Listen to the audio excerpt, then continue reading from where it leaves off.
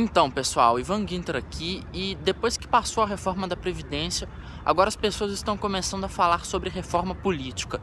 E a maior prova de que essa reforma é necessária é o fato de que outsiders foram eleitos na eleição de 2018. Melhores exemplos que nós temos são o Romeu Zema e Jair Bolsonaro. Mesmo o Bolsonaro não sendo realmente um outsider, alguém de fora do sistema político, ele representa sim esse anseio, porque ele veio com uma postura totalmente disruptiva, uma postura de acabar com o que está aí. E o problema com o que está aí é mais do que óbvio.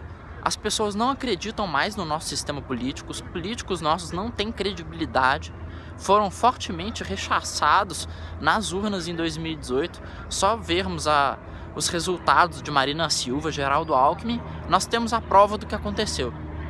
E daí surgem várias propostas de reforma política, várias ideias sobre aquilo que deve ser feito. E eu vou começar então a falar sobre algumas das minhas. Uma delas, eu acho que para começar, a mais importante, é o fim do fundo eleitoral de campanha. Eu estou cansado do meu dinheiro sendo usado para pagar campanha do PSOL, para pagar campanha do PT ou do diabo que for. Assim como eu imagino que alguém que é muito petista deve odiar ver o seu dinheiro sendo usado para pagar as campanhas do PSL, que agora vai ganhar uma fatia grande, uma fatia gordurosa do fundo eleitoral. Eu acredito que cada um deve financiar as ideias em que acredita. Se um candidato não consegue angariar fundos, não consegue trazer pessoas para sua causa que lhe deem dinheiro, ele tem mais é que ficar sem dinheiro mesmo. Sou totalmente contra a ideia absurda das pessoas serem obrigadas a financiar campanhas políticas.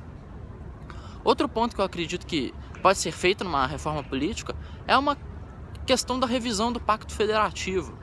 Hoje no Brasil, muito dinheiro vai para a União e pouco dinheiro fica nos municípios. Nós estamos aqui na Assembleia Legislativa de Minas e qualquer dia que você for aqui, principalmente no meio da semana, o que mais você vai ver vão ser vereadores e prefeitos do interior encontrando com deputados estaduais para pedir recursos, pedir emendas, simplesmente porque o dinheiro que o cidadão paga de imposto, ele fica muito nas esferas superiores, fica no estado, fica na União e fica pouco nos municípios. E se você for para Brasília, você vai ver o mesmo fenômeno. Você vai ver o quê? Deputados estaduais de diversos estados do Brasil, de diversos lugares, batendo de porta em porta nos gabinetes dos deputados federais, pedindo emendas, pedindo isso, pedindo aquilo, porque o dinheiro fica muito concentrado na União, fica concentrado lá em Brasília, onde o povo tem pouco acesso, onde os políticos fazem o que quiserem, enquanto localmente fica pouco dinheiro e o povo não consegue acompanhar com precisão, acompanhar de maneira certa. Olha que bonita a maritaca. Bom, o povo não consegue acompanhar com precisão a alocação desse dinheiro. E daí nós podemos ir direto para um outro ponto que eu acho vital na reforma e que talvez seja o mais complexo, é dar autonomia legislativa maior para os estados. Vocês não achariam interessante que várias questões que são polêmicas pudessem ser resolvidas em âmbito local? Por exemplo, legalização de droga. Nós vemos muita questão lá nos Estados Unidos que o Colorado legalizou a maconha, tal estado proibiu tal coisa, tal estado fez uma legislação tal sobre o aborto. Vocês não achariam interessante se isso acontecesse aqui no Brasil também? Nós pudéssemos estar mais próximos dos legisladores que decidem questões tão importantes, tão polêmicas? Eu acharia interessantíssimo. Inclusive, se fosse possível aumentar essa autonomia para garantir uma verdadeira diferença de legislação tributária entre os estados, maior do que só o ICMS, eu acho que seria maravilhoso.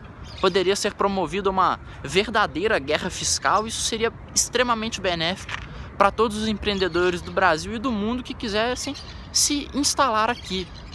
E agora que eu já falei sobre os pontos que eu acho mais interessantes numa reforma política, eu gosto também de falar sobre uma coisa que todos falam também, que todos alardeiam muito em relação à reforma e que eu particularmente não acredito muito, que é a ideia do voto distrital, que ele parte também dessa ideia da descentralização, do eleitor estar mais próximo do seu candidato, porque cada candidato, deputado, seria votado por um distrito, né? E aí dentro de um estado da federação haveriam vários distritos, e aí cada distrito votaria no seu candidato, aí o cidadão do distrito estaria mais próximo desse candidato eleito. Mas nós nunca podemos esquecer de algumas coisas.